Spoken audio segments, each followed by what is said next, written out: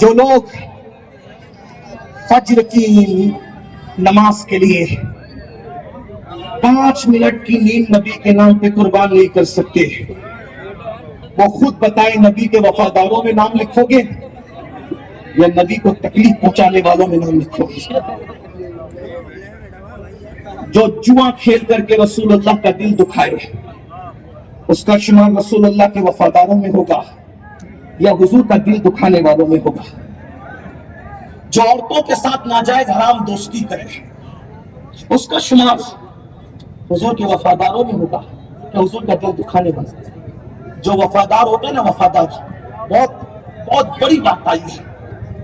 اگر جے پور والے محسوس کریں لمبی تقریر کی اہمیت نہیں ہے، تقریر بڑی بات کی ہے، بات اتنی بڑی آ گئی ہے، اتنی بڑی بات، یہ بات بہت بڑی ہے، آپ کی توجہ بات بہت بڑی ہے۔ جو وفادار ہو جائے بس اس پر بات ختم کر دوں گا، اب مجھے اجازت نہیں ہے بولنے کی، لیکن اس میں بات ختم کر دوں گا چونکہ بات اس مقام پر آ گئی کہ بڑی بات کے بعد پھر بڑی بات نہیں ہو سکتی۔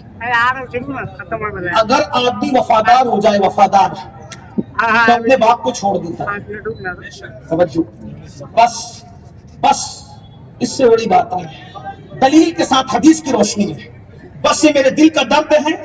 شاید قدرت کو یہ منظور تھا کہ میں اتنا ہی بولوں گا جتنا ہی بولوں گا، لیکن توجہ کرے، اگر وفادار ہو جائے انسان باپ کو چھوڑ دیتا ہے۔ باپ کیا چیز ہے؟ وفادار ہو جائے آدمی باپ کو چھوڑ دیتا ہے۔ پاپ، ہندی جانتے ہیں نا، پاپ،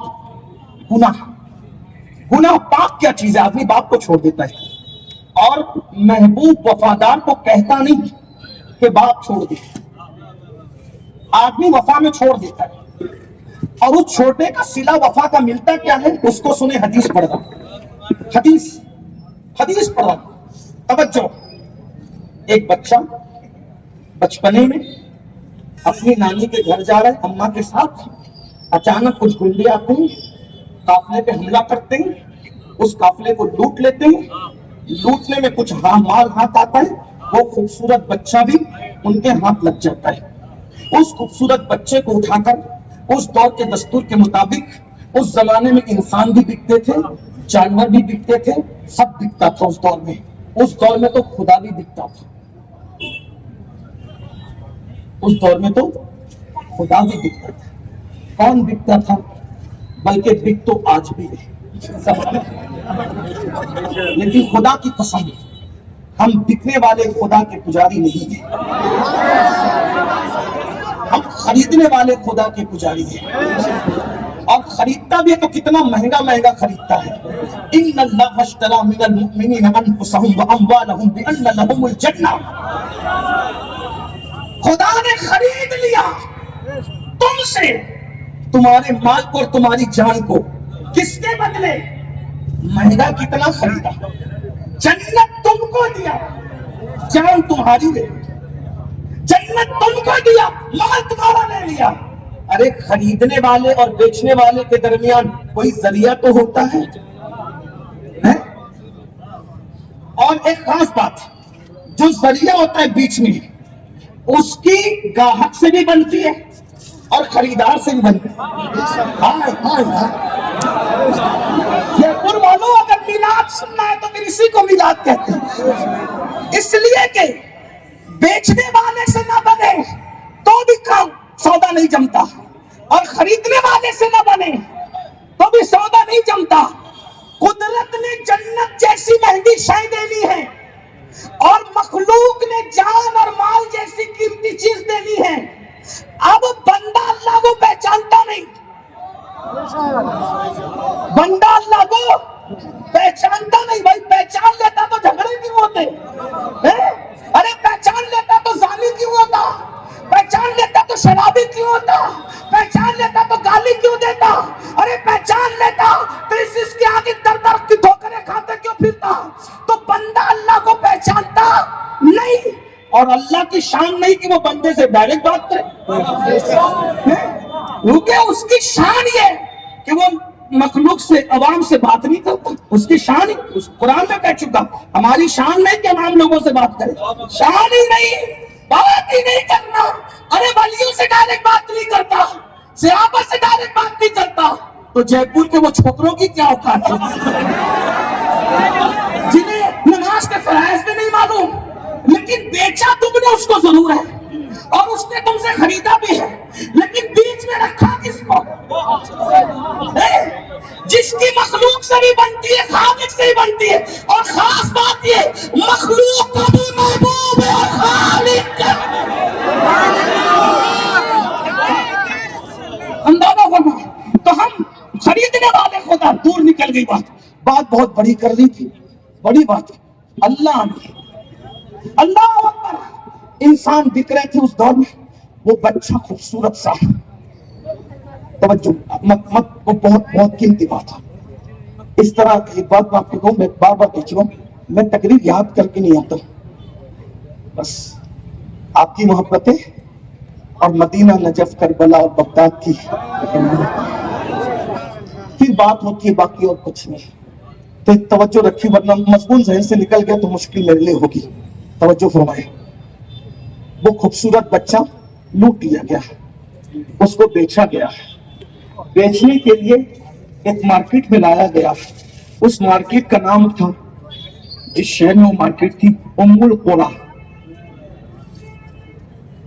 کہاں ہے پتہ ہے آپ لوگ؟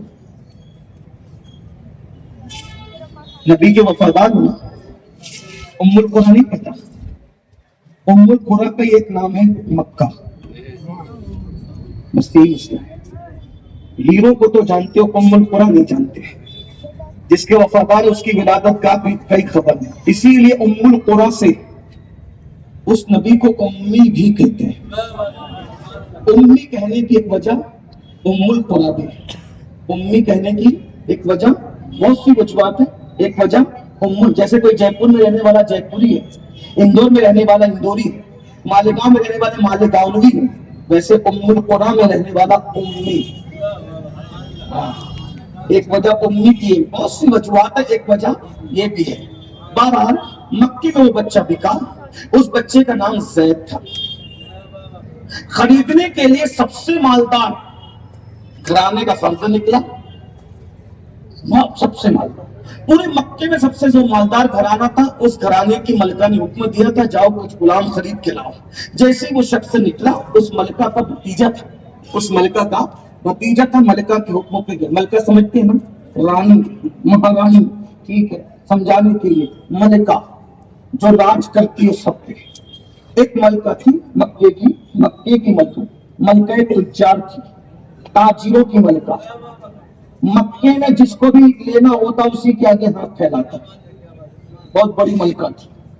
پورے مکے والوں کے پاس جتنا مال تھا، اس کے مال کا آدھا بھی نہیں تھا، پورے شہر کا مال، ابو لہب کا، ابو جہل کا، اللہ فلا فلا فلا فلا سب فلا فلا سب، ان کسی کے مال اس کے آدھے مال کی طرح نہیں تھے۔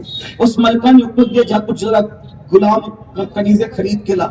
وہ بھتیجے کو بھیجا، بھتیجا گیا، خوبصورت بچہ دکھا، کا بچہ ہی دیکھی، بچہ لایا، کہا اماں یہ لڑکا بڑا خوبصورت ہے، اس نے خرید لیا۔ کہا اس کا نام کیا؟ کہا اس کا نام زید ہے۔ وہ وہی ملکہ جب 40 سال کی عمر میں پہنچی تو اس ملکہ نے ایک حسن کے بادشاہ کو دیکھا، اور اس بادشاہ کو دیکھ کر کے اپنی سہیلی نفیسہ سے کہا، نفیسہ ان سے پوچھنا یہ شادی کیوں نہیں کرتے؟ اس حسن کے بادشاہ نے کہا میرے چچا لوگ فیصلہ کریں گے تو شادی کر لی جائے گی۔ چچا لوگوں نے فیصلہ کر لیا، اس ملکہ کا نکاح اس حسن کے بادشاہ کے ساتھ ہو گیا۔ اسی ملکہ کو دنیا طیبہ طاہرہ سیدہ خدیجۃ الکبریٰ کے نام سے، اور اس حسن کے بادشاہ کو جس کا سایہ بھی زمین پہ نہیں چل کرتا تھا، جس کے جسم سے خوشبو آتی تھی، جس کے بدن پہ مکھی نہیں بیٹھتی تھی، اندھیرے میں بھی جس کا چہرہ چاند کی طرح چمکتا تھا، اس حسن کے بادشاہ کو محمد رسول اللہ نبوت کا اعلان نہیں ہوا تھا، اعلان نبوت نہیں ہوا تھا۔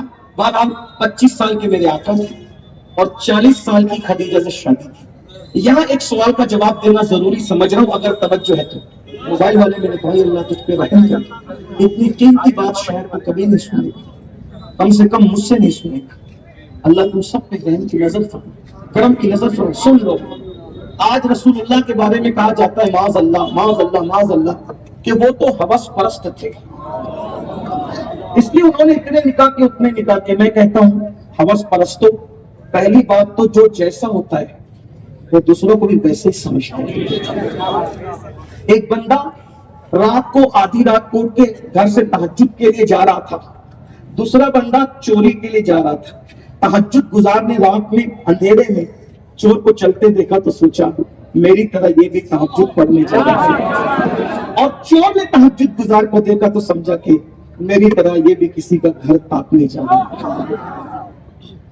میرے نبی کو ہوس پرست کہنے والوں صرف تمہاری اگر تمہارے ضمیر زندہ ہے، ایک بات رکھتا ہوں، اگر کوئی ہوس پرست ہو تو جوانی میں جذبات جوان ہوتے ہیں۔ جب انسان 25 سال کا ہو تو ہر 25 سال کا جوان 18-20 سال کی لڑکی ڈھونڈتا ہے نکاح کے لیے۔ معاذ اللہ اگر تمہارا کہنا صحیح ہوتا ظالموں تو حضور 2 مرتبہ بیوہ ہونے والی 40 سال کی خدیجہ سے کیوں نکاح کرتے؟ وہاں ہوس کو بھی ہوس کا تصور نہیں آ سکتا۔ یہ میرے نبی کی شان ہے، ہمارے نبی کی شان ہے۔ بہرحال میرا عنوان وہ نہیں، لیکن صرف جواب دینا ضروری ہے کیونکہ آج یوٹیوب پر رسول اللہ کو گالیاں دی جا رہی، ہماری ذمہ داری ہے کہ ہم حضور علیہ السلام کی شان کا دفاع کریں، اور ہم کرتے کرتے رہیں گے انشاءاللہ۔ جب تک زبانوں میں طاقت ہے قوت ہے تو یہ زبان ہے، اسی لیے دہن میں زبان تمہارے لیے، بدن میں ہے جان تمہارے لیے، ہم آئیں یہاں تمہارے لیے، اٹھے بھی وہاں تمہارے لیے، بلکہ میدان محشر میں بھی انہی کے لیے اٹھیں گے انشاءاللہ۔ صبا وہ چلے کہ باغ پھلے، وہ پھول کھلے کہ دن ہو بھلے، لبا کے تلے سنا میں کھلے، ہماری زبان تمہارے لیے۔ جس دن اس ملکہ تجار کی شادی ہوئی مصطفیٰ جان رحمت صلی اللہ علیہ وآلہ وسلم کو، اس نے پوری دولت لا کر کے قدموں میں رکھ دیا، کہا میرے سرکار، ابھی حضور نے نبوت کا اعلان نہیں کیا، لا کر کے رکھ دیا، حضور یہ سب آپ کا ہے۔ اسی دولت کے اندر وہ خوبصورت تھی، اب وہ بچہ نہیں تھا، اب وہ جوانی کی طرف بڑھ رہا تھا۔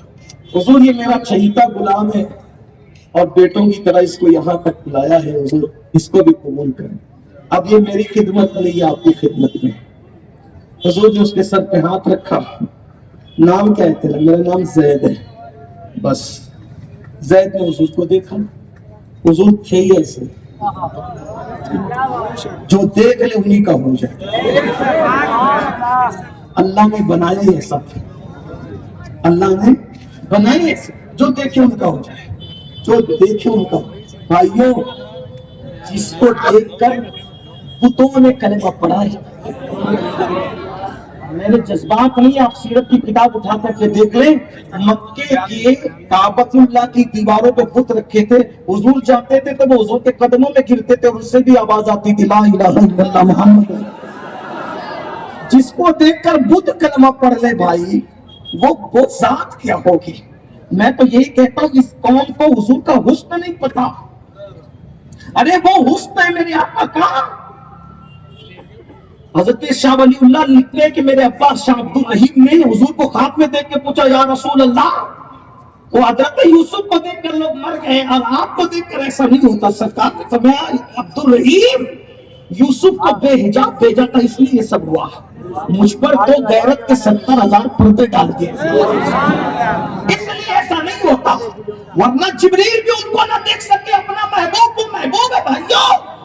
ایک دن جبریل امین آئے، جبریل امین سے حضور نے کہا جبریل تو ہے بڑا خوبصورت، لیکن تو پردے ڈال کر آتا ہے، تو زمین کے اوپر گھولیاں بدل کے آتا ہے، ارے ذرا نقاب اٹھا اور اپنا آپ بتا، میں دیکھوں تو صحیح تیری اصلیت کیا ہے۔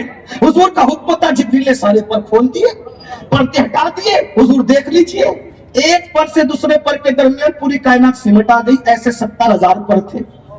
جبریل کو دیکھ لیا، جبریل نے پھر اپنی حقیقت بتانے کے بعد کہا میں نے تو پردے اٹھائے نا، آپ بھی اٹھائیے، میں نے اپنا آپ دکھایا، آپ بھی دکھائیے۔